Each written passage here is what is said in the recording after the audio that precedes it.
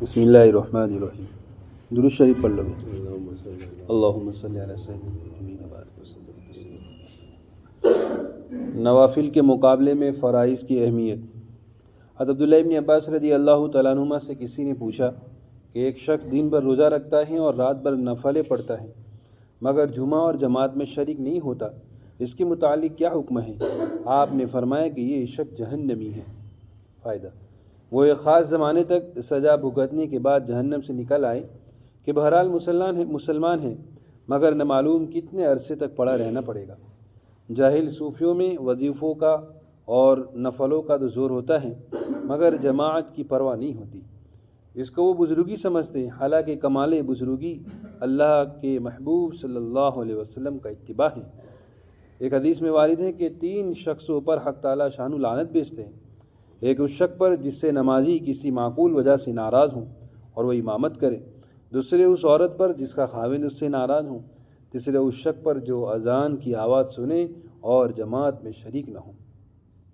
حضرت کعب احبار رضی اللہ تعالیٰ عنہ فرماتے ہیں، قسم ہے اس پاک ذات کی جس نے تورات حضرت موسیٰ علیہ السلام پر اور انجیل حضرت عیسیٰ علیہ السلام پر اور زبور حضرت داؤد علیہ السلام پر نازل فرمائی اور قرآن شریف سیدنا محمد صلی اللہ علیہ وسلم پر نازل فرمایا کہ یہ آیتیں فرض نمازوں کو جماعت سے ایسی جگہ پڑھنے کے بارے میں جہاں اذان ہوتی ہو نازل ہوئی. جس دن حق تعالی شانہ ساکھ کی تجلی فرمائیں گے جو ایک خاص قسم کی تجلی ہوگی، اور لوگ اس دن سجدے کے لیے بلائے جائیں گے تو یہ لوگ سجدہ نہیں کر سکیں گے. ان کی آنکھیں شرم کے مارے جھکی ہوئی ہوگی اور ان پر ذلت چھائی ہوئی ہوگی، اس لیے کہ یہ لوگ دنیا میں سجدے کی طرف بلائے جاتے تھے اور صحیح سالم تندرست تھے پھر بھی سجدہ نہیں کرتے تھے. فائدہ: ساکھ کی تجلی ایک خاص قسم کی تجلی ہیں جو میدان حشر میں ہوگی. اس تجلی کو دیکھ کر سارے مسلمان سجدے میں گر جائیں گے مگر بعض لوگ ایسے ہوں گے جن کی کمر تختہ ہو جائے گی اور سجدہ پر قدرت نہ ہوگی. یہ کون لوگ ہوں گے؟ اس کے بارے میں تفسیریں مختلف وارد ہوئی ہیں. ایک تفسیر یہ ہے کہ جو کعب احبار رضی اللہ تعالیٰ عنہ سے منقول ہے اور اسی کے موافق ابن عباس رضی اللہ تعالیٰ عنہ وغیرہ سے بھی منقول ہیں کہ یہ وہ لوگ ہوں گے جو دنیا میں جماعت کی نماز کے واسطے بلائے جاتے تھے اور جماعت کی نماز نہیں پڑھتے تھے. دوسری تفسیر بخاری شریف میں ابو سعید خدری رضی اللہ تعالیٰ عنہ سے منقول ہیں کہ میں نے حضور صلی اللہ علیہ وسلم سے سنا کہ یہ لوگ وہ ہوں گے جو دنیا میں ریا اور دکھلاوے کے واسطے نماز پڑھتے تھے.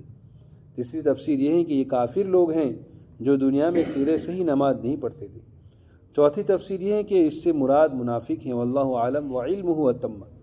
بہرحال اس تفسیر کے موافق جس کو حضرت کعب احبار رحمۃ اللہ علیہ قسم کھا کر ارشاد فرما رہے ہیں اور حضرت ابن عباس رضی اللہ تعالیٰ عنہ جیسے جلیل القدر صحابی امام التفسیر سے اس کی تائید ہوتی ہیں، کتنا سخت معاملہ ہے کہ میدان حشر میں ذلت اور نکبت ہو اور جہاں سارے مسلمان سجدے میں مشغول ہوں اس سے سجدہ ادا نہ ہو سکے.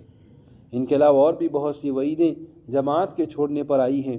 مسلمان کے لیے تو ایک بھی وعید کی ضرورت نہیں کہ اللہ اور اس کے رسول صلی اللہ علیہ وسلم کا حکم اور ارشاد ہی سب کچھ ہے، اور جس کو اس کی قدر نہیں اس کے لیے 1000 طرح کی وعیدیں بھی بیکار ہیں. جب سزا کا وقت آئے گا تو پشیمانی ہوگی جو بیکار ہوگی.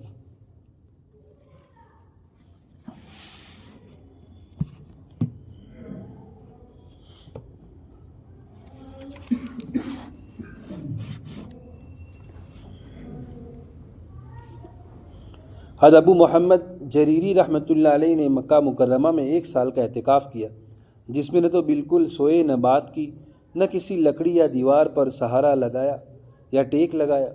حضرت ابو بکر قطانی رحمۃ اللہ علیہ نے ان سے پوچھا کہ اس مجاہدے پر تمہیں کس چیز سے قدرت حاصل ہوئی؟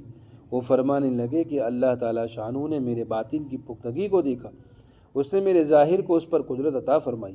ابو بکر قطانی رحمۃ اللہ علیہ نے یہ سن کر سوچ اور فکر میں گردن جھکا لی اور تھوڑی دیر کچھ سوچتے رہے، پھر اسی سوچ و فکر میں چلے گئے.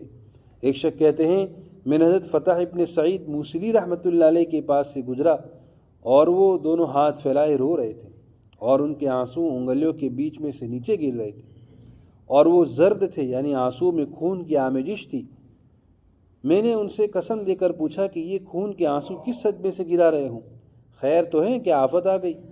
وہ فرمانے لگے کہ اگر تم قسم نہ دیتے تو میں نہ بتاتا۔ ہاں میں اس پر رو رہا ہوں کہ میں نے حق تعالیٰ شانوں کا جو حق مجھ پر تھا اس کو ادا نہیں کیا۔ میں نے کہا کہ خون کیوں آ گیا؟ کہنے لگے اس خوف سے کہ میرا یہ رونا کہیں غیر معتبر اور جھوٹا نہ ہو۔ وہ شخص کہتے ہیں جب ان کا انتقال ہو گیا تو میں نے ان کو خواب میں دیکھا۔ میں نے ان سے پوچھا کہ آپ کے ساتھ کیا معاملہ ہوا؟ فرمایا میری مغفرت ہو گئی۔ میں نے پوچھا کہ تمہارے آنسوؤں کا کیا حشر ہوا؟ فرمایا کہ حق تعالیٰ شانو نے مجھے اپنے قریب فرما کر ارشاد فرمایا کہ یہ آنسو کیسے تھے؟ میں نے عرض کیا کہ اس پر رنج تھا کہ آپ کا مجھ پر حق جو واجب ہیں وہ ادا نہ کر سکا۔ ارشاد ہوا کہ خون کیوں تھا؟ میں نے عرض کیا کہ اس خوف سے کہ یہ رونا جھوٹا نہ ہو، غیر معتبر نہ ہو جائے۔ ارشاد ہوا کہ آخر تو اس سے کیا چاہتا ہے؟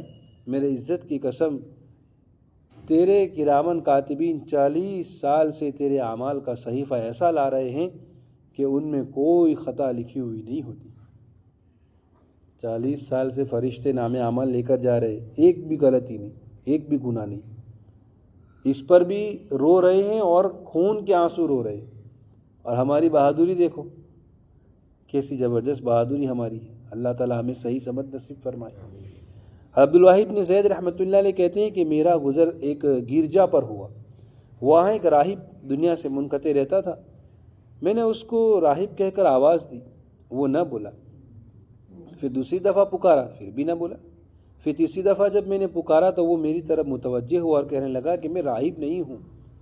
راہب وہ شخص ہوتا ہے جو اللہ تعالیٰ شانوں سے ڈرتا ہوں، اس کی کبریائی میں اس کی تعظیم کرتا ہوں، اس کی بلاؤں پر صبر کرتا ہوں، پھر اس کے تقدیری فیصلوں پر راضی ہوں، اس کی نعمتوں کا شکر کرتا ہوں، اس کی عظمت کے سامنے تواضع سے رہتا ہوں، اس کی عزت کے مقابلے میں اپنے کو ذلیل رکھتا ہوں، اس کی قدرت کاملہ کا اطاعت کرنے والا ہوں، اس کی ہیبت سے عاجزی کرتا ہوں، اس کے حساب اور اس کے عذاب کی ہر وقت فکر میں رہتا ہوں، دن میں روزہ رکھتا ہوں، رات کو بیدار رہتا ہوں، جہنم کے خوف نے اور میدان حشر کے سوال نے اس کی نیند اڑا دی ہوں۔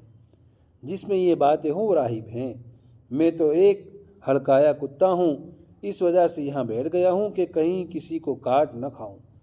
میں نے اس سے پوچھا کہ کیا بات ہے کہ لوگ حق تعالیٰ شانوں کی بڑائی کو جانتے ہیں پھر بھی اس سے رشتہ ٹوٹا ہوا ہے؟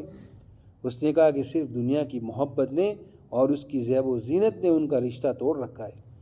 دنیا گناہوں کا گھر ہے، سمجھدار اور عاقل وہ شخص ہیں جو اس کو اپنے دل سے پھینک دے اور اللہ جل شانہ کی طرف متوجہ ہو جائے اور ایسے کام اختیار کرے جو اللہ تعالیٰ شانہ کے قریب کر دے۔ اللہ تبارک و تعالی ہمیں بھی کئی سنی بات پر عمل کی توفیق نصیب فرمائے۔ سبحان اللہ بحمدہ، سبحانک اللہم و بحمدک، نشہد ان لا الہ الا انت، سبحان ربک رب العزۃ عما یصفون، وسلام علی المرسلین، الحمد للہ۔